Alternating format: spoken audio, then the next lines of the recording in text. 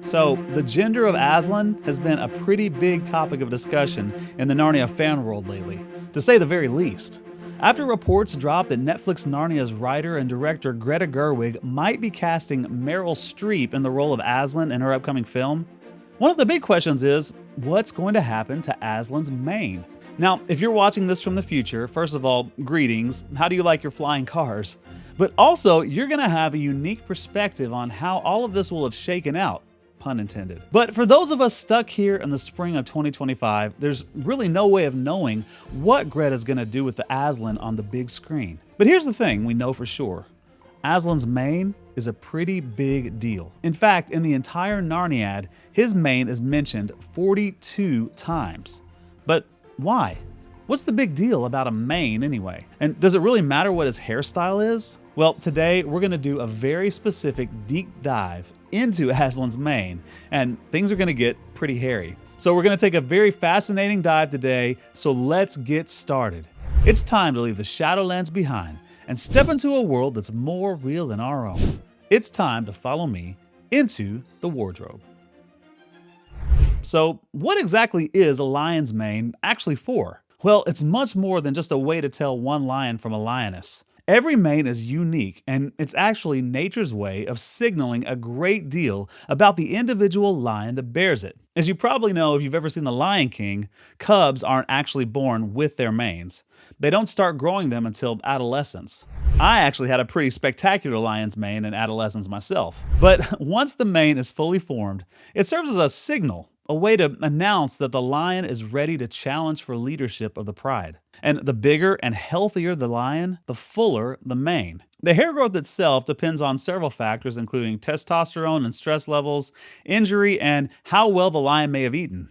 You see, in nature, the lion's mane is a signal to the world of an individual lion's health and strength and authority. So we see that the mane is clearly a significant part of a lion's identity. And for a lion like Aslan, the king of the jungle, the king of kings, he's got to have a pretty amazing mane.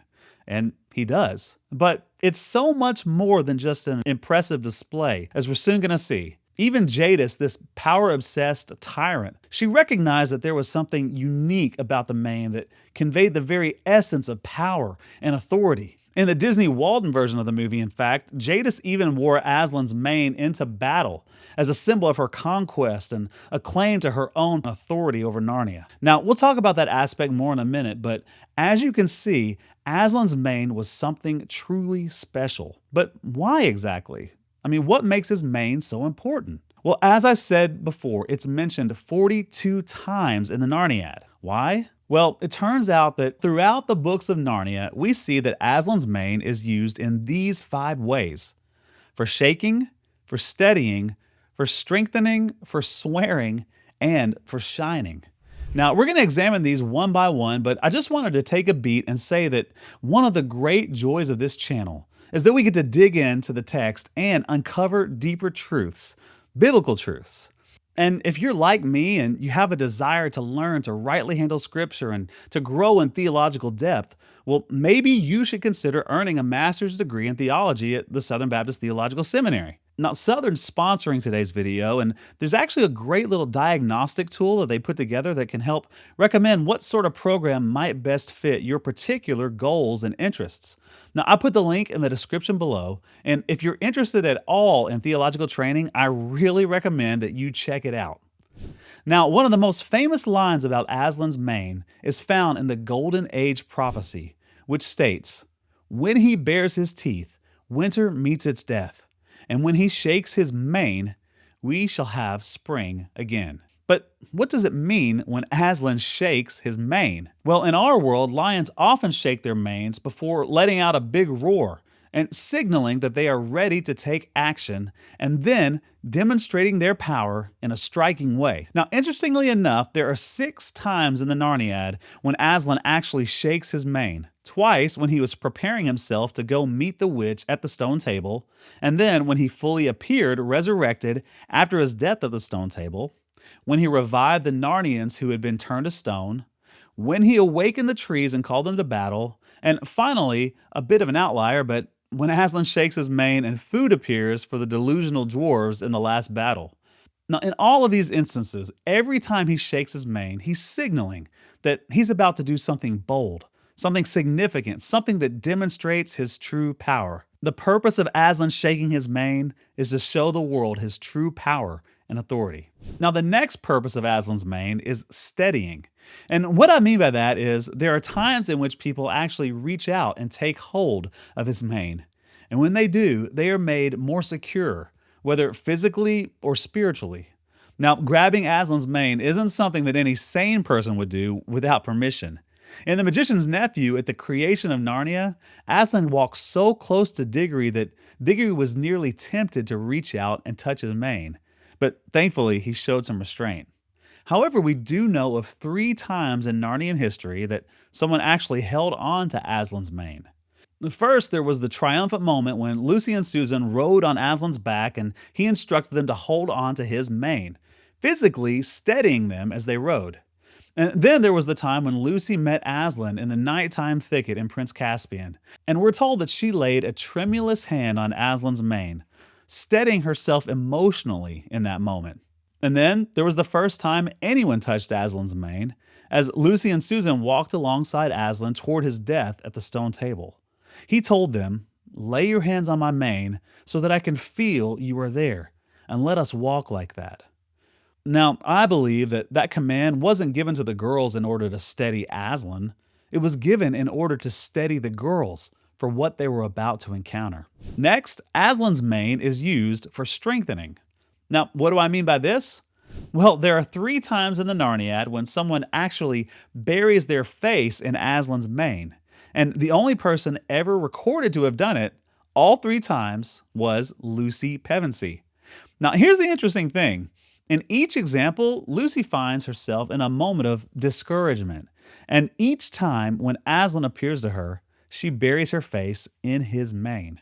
Now, interestingly enough, when Shasta first met Aslan for the first time, he mentioned that there seemed to be a sort of palpable aura of magic in his mane. And for Lucy, when she buried her head in his mane, we're told that she could literally feel lion strength going into her. In real moments of weakness, Aslan's mane gave Lucy the strength that she needed to carry on. And next on the list, Aslan's mane is also used for swearing. Now, several times throughout the Narniad, we come across a common expression, or a variation of it, "by the mane of Aslan." Now, according to Bree, the horse, all Narnians swear by Aslan, or at least by his mane. And there are several variations that we hear. Aslan's mane, by the lion's mane, or simply by the mane.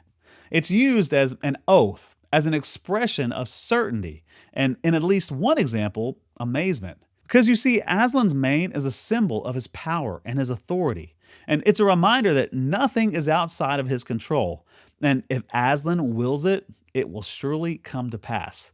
Therefore, there is an unwavering confidence like none other that you express when you swear on Aslan's mane. And finally, Aslan's mane is used for shining. Now, there are several times in the history of Narnia where Aslan reveals himself in a way that can only be described as glorious. For example, when he transforms from a lamb to a lion at the end of the Voyage of the Dawn Treader, or when he opens the door to our world at the end of Prince Caspian. In these moments, his mane is described as shining brightly, even casting its own rays of light. In one example, when compared to Miraz's golden silks and jeweled sword hilts and bright shining armor, all of these almost too bright to even look at, we're told that the living and strokable gold of Aslan's mane outshines them all. And it's at those moments that no one can forget. This is no ordinary lion.